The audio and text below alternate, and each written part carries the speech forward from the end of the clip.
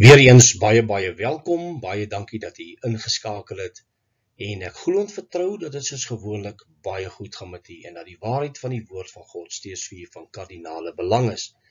Nou ons lewe in 'n tyd van baie groot misleiding, ons leef in die laaste dae en dit is baie belangrik dat ons oor hierdie onderwerpe moet gesels want daar's baie verwarring onder baie gelowiges. Gaan daar 'n pre-trib rapture wees, gaan dit plaasvind na die groot verdrukking? En wanneer ons die skrifte gaan kyk, dan kan ons 'n duidelike prentjie kry van wanneer die wederkoms gaan plaasvind en natuurlik die versameling van die Christene of die wegvoering van Christene by die wederkoms van Christus. Maar daar's baie mense wat glo dat die wegraping voor die groot verdrukking gaan plaasvind en hulle noem dat die strafoordeel of die wraak van God oor vir 7 jaar lank, wat nie in die skrif is nie, dit vind plaas na die groot verdrukking.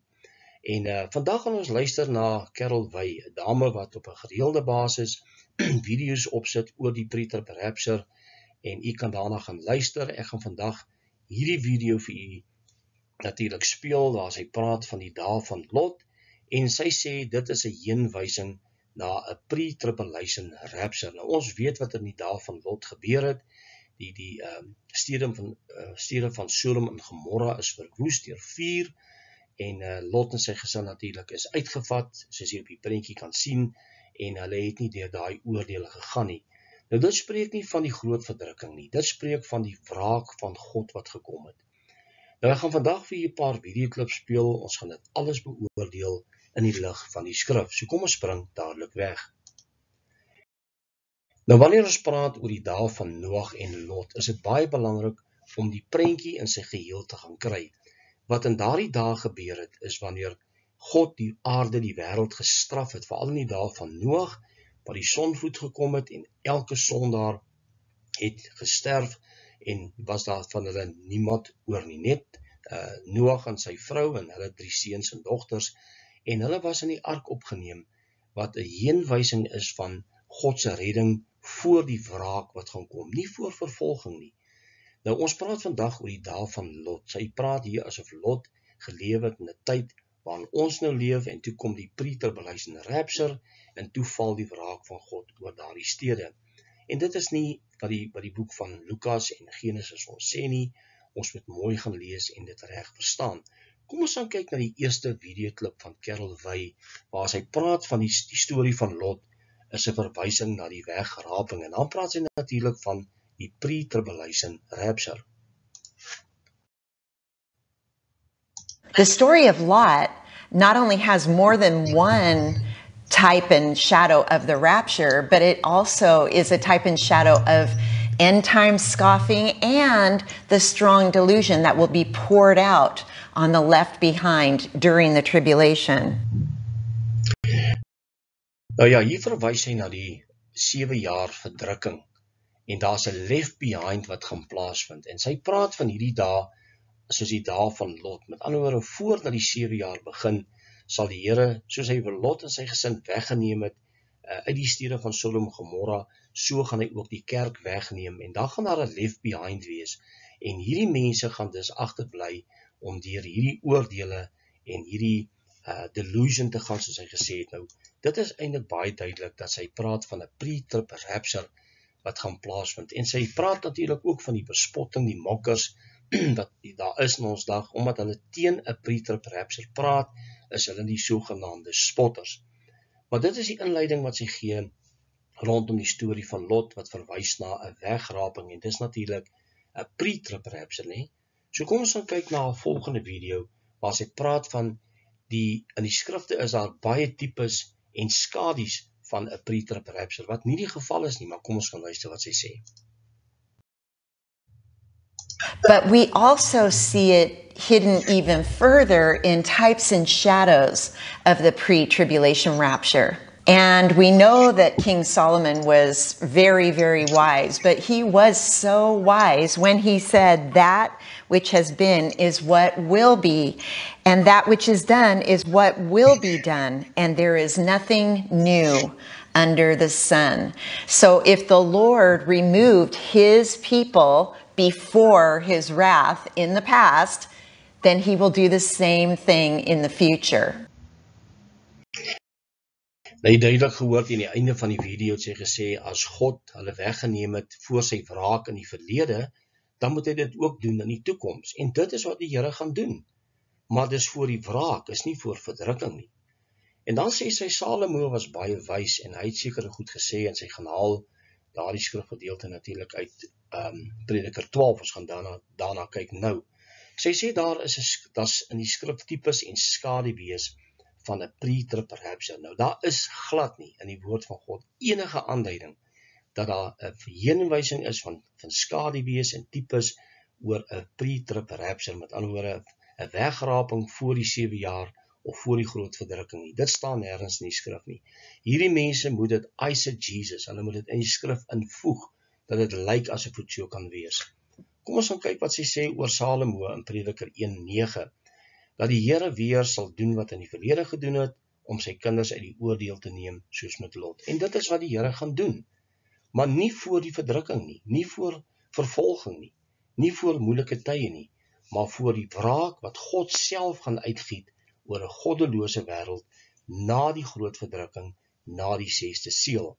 En dit is 'n groot probleem by die pre-trib-leraars en gelowiges. Hulle sien nie die verskil tussen vervolging en die tyd van God se wraak nie. En hoe gouer hulle hierdie ding onder die knie kry, hoe baie beter vir hulle self, want daar gaan nie 'n wegraping plaasvind voor vervolging nie, maar wel voor God se wraak. Nou kom ons gaan luister na die volgende videoklip waar sy dan ook verwys na Genesis 18 en dat die kerk weg gaan wees uit die verdrukking uit. Kom ons gaan kyk hoe sy hierdie ding sien. You might remember in Genesis chapter 18 that the Lord, all in caps, appeared to Abraham. Abraham looked up and saw 3 men, 2 of which are referred to as angels. And I've always wondered if this is a type of the Trinity or if these are angels of the Lord, like a theophany or a Christophany. 2 of the men, or angels, went ahead to Sodom, and the Lord reveals his plans to judge Sodom to Abraham. I will go down now and see whether they have done altogether according to the outcry against it that has come to me, and if not, I will know. And of course, we know that Abraham begins to intercede for Sodom. He knows that his nephew Lot is living there. And Abraham came near and said, "Would you also destroy the righteous with the wicked? Suppose there were 50 righteous within the city. Would you also destroy the place and not spare it for the 50 righteous that were in it? Far be it from you to do such a thing as this, to slay the righteous with the wicked, so that the righteous should be as the wicked. Far be it from you. Shall not the judge of all the earth do right?" So the Lord said, "If I find 50 righteous within the city, then I will spare all the place for their sakes." So here again, there are so many that believe that we must endure tribulation to be purified. But as we will soon find out, we aren't saved because of our righteousness or anything we've done. It's because we have the righteousness of Christ when we believe he paid the penalty for our sins. Nou goed, sy lees uit Genesis 18 van vers 21 tot 35 ongeveer, waarin God aan Abraham sê dat hy die stede gaan verwoes van Sodom en Gomorra. Maar Abraham weet dat daar ook regverdig is, want sy broer Lot, of sy is natuurlik daar in die stede van Gomorra, Sodom Gomorra. En dan vra hy die Here, sal dit so gebeur dat u natuurlik die regverdiges saam met die onregverdiges sal omkom. En dit is nie God se natuur nie. Ons weet natuurlik, God sal nooit sy kinders straf saam met die wêreld nie. En hier sien ons hierdie verhaal van Abraham en Lot, en hoe dat Lot natuurlik in Sodom en Gomorra is, en dan sê die Here nie, hy sal dit nie doen nie. En op die einde van die dag het die Here deur die 2 engele Lot en sy gesin uitgelei, en het hy vuur laat val op die stede van Sodom en Gomorra. Nou spreek hierdie geval van 'n pre-trib rapture. Hierdie gebeurtenis spreek dit regtig van 'n pre-trib rapture. Vir hierdie mense is natuurlik die pre-trib leraars, is God se wraak die groot verdrukking. En teen die einde van die video het sy natuurlik ook gesê, ons kan nie in die verdrukking gaan nie, ons kan nie daardeur gaan nie. En vir hulle is die 7 jaar God se wraakoordele, wat nie die geval is nie. En nou ja, kom ons gaan kyk wat sy verder te sê het, want sy sê dat so baie glo ons moet deur die groot verdrukking gaan om gereinig te word. Natuurlik te purify. Dan wil sy te kenne gee dat ons reeds rein is deur Jesus Christus, wat natuurlik so is. Ons is gered, elke kind van God is gered en is rein en behoort aan die Here Jesus Christus. Maar ons is nie gevrywaar van verdrukking of vervolging nie. Dit is 'n werklikheid. As kind van die Here, Paulus was rein gewees, was hy vervolg en doodgemaak? Absoluut. Ek en jy as kind van God kan nie vashou aan die gedagte dat omdat ons wedergebore is, God ons nie deur die verdrukking sal stuur nie. Dit is 'n leuen. Die Here sê dat ons wel verdrukking in hierdie wêreld gaan hê, en dit geld ook in die groot verdrukking. Nou wat van die left behind? Daai mense wat nou agtergebly het, hulle was nie gered nie, maar hulle is op pad om gered te word, want hulle glo dat hierdie mense 'n tweede kans gaan kry. Nou hoe beland hierdie mense nou in God se wraakoordele? Die Here sê dan, hy gaan nie die gelowiges saam met die ongelowiges laat omkom en straf nie. Nou hoe beland hulle in God se oordele? Dis 'n vraag wat sy haarself moet gaan afvra. En dit is die onkunde waarmee hierdie mense met die skrifte omgaan. En dis baie, baie ernstig. Nou kom ons gaan kyk na die volgende videoklip. Die laaste een wat ek gaan speel, hoe sy 2 Tessalonisense 2 vers 1 tot 6 buite konteks gebruik om te sê dat die wegraping gaan plaasvind voor die anti-kris, voor die verdrukking, en dan sê sy dit is die restrainer, is die Heilige Gees in die kerk, wat hierdie mense hierdie skrif so totaal buite konteks gebruik. Maar kom ons gaan luister wat sy sê. In Paul's second letter to the Thessalonians, he was telling us that the lawless one would not be revealed before the restrainer was taken away. For the mystery of lawlessness is already at work. Only he who now restrains will do so until he is taken out of the way. And if he, with a capital H in this text, is the Holy Spirit, and the Holy Spirit indwells in Christians or in the church, then we will be taken out of the way before the Antichrist is revealed. The coming of the lawless one, so this is after the rapture of the church, is according to the working of Satan with all power, signs, and lying wonders, and with all unrighteous deception among those who perish, because they did not receive the love of the truth, that they might be saved. And for this reason, God will send them, those who are not saved, strong delusion, that they should believe the lie, that they may be condemned who did not believe the truth, but had pleasure in unrighteousness. Nou ja, ek gaan nou gesels oor die laaste week van Daniël en wat daar gaan gebeur, net so vinnig en kortliks. Maar kom ons begin net by die begin. Sy lees uit 2 Tessalonisense 2 vers 1 tot 6 en sy gaan kyk na die restrainer. Wie is die restrainer? Nou sy sê die Heilige Gees is die restrainer wat in die kerk is en word uit die weg geruim. En dit is absoluut totaal eisegesis, dit bestaan nie, dit kom nie in die skrif voor, dat die Heilige Gees in die kerk die restrainer is, met ander woorde die kerk word weggeneem voor die openbaring van die anti-kris nie. Nou, dit is wat hulle baie graag wil hê, en dis hoekom hulle hierdie skrifgedeelte buite konteks lees, hulle plaas iets in die skrif wat nie daar is nie. En kom ons gaan kyk nou na die dae van Lot. Die dae van Lot is na die groot verdrukking by die dag van die Here, naamlik die wraak van God. So die dae van Lot en die dae van Noag spreek nie van voor die 7 jaar, en dan gaan ons weggevat word en gaan daar 7 jaar verdrukking en vervolging en wraakoordele val nie. Hierdie spreek van na die verdrukking, en dit is wanneer die oordele van God gaan plaasvind. Nou ek wil graag vir u wys in die laaste week van Daniël wat daar gaan plaasvind. Ons weet natuurlik hierdie is die begin van die 7 jaar, en dan sal die verbondsluiting plaasvind en die seels gaan oopmaak in die eerste 3,5 jaar. Die Bybel noem dit die begin van smarte. Dis die 4 perde wat gaan hardloop volgens Openbaring 6 vers 1 tot 8.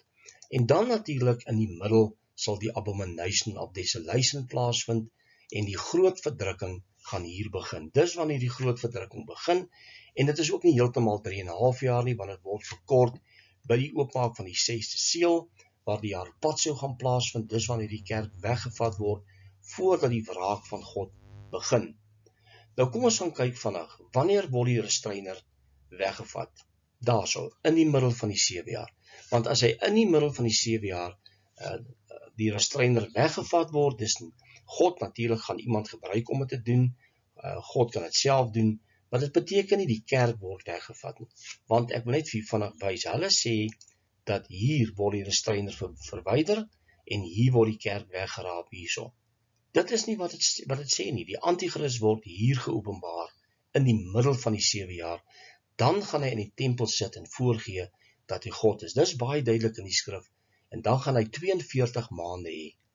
Die antichrist gaan 42 maande hê om oor die wêreld te regeer. Nou goed, kom ons gaan kyk, wanneer is die wraak van God? Wanneer gaan daar 'n wegvoering plaasvind en wanneer dit gaan plaasvind by die wederkoms van Christus, voordat die wraakoordele oor die aarde gaan val. Nou die wraakoordele van God is nie hierdie gedeelte nie, maar slegs na die 6de seël. Wanneer die wederkoms plaasvind, die Here sy kerk wegvat, uitgevaar uit, dit is kom daar 'n wegraping is. Nie hier nie, maar wel hier. En dit is wat baie pre-trippers, die meeste, almal van hulle glo, dat dit hier gaan plaasvind. Dit gaan nie daar gebeur nie. Die wegvoering gaan by die wederkoms plaasvind, en dit is die dae van Lot. Dis wanneer Lot uitgeneem is, weggevat is, as jy wil, 'n wegraping, en dit is wanneer Lot veilig weggevat is, dan val die vuur van God op die aarde. En dit is die wraakoordele van God. En dis baie duidelik in die skrifte. Goed, ek gaan afsluit. Die dae van Lot en die dae van Noag spreek nie van 'n pre-trib rapture nie. Dis baie duidelik, en mense wil dit nie verstaan nie, maar dit is wat die skrif ons wel leer. Dit spreek van God se oordele, en voordat die oordele kom, sal die Here sy kerk kom harpazo by die wederkoms van Christus na die groot verdrukking. Nou die groot verdrukking en die wraak van God is nie dieselfde gebeurtenis nie. En dit, as jy 'n goeie Bybelstudent is, gaan kyk na daardie skrifgedeeltes, gaan kyk na die Griekse betekenis van verdrukking, gaan kyk na die Griekse betekenis van wraak, en dan sal jy duidelik sien dat dit nie dieselfde gebeurtenis is nie. Mag die Here ons oë open deur die werk van sy Gees, dat ons die skrifte sal reg verstaan, 'n goeie eksegees aan die dag sal hê en verstaan wat die skrifte regtig leer. Maar dit is baie belangrik, die kerk moet gereed maak. Groot verdrukking is aan die kom, maar die Here gaan ons nie straf saam met die wêreld nie, en dit is na die groot verdrukking. Tot 'n volgende keer wanneer ons weer gesels, mag die Here u seën. Totsiens.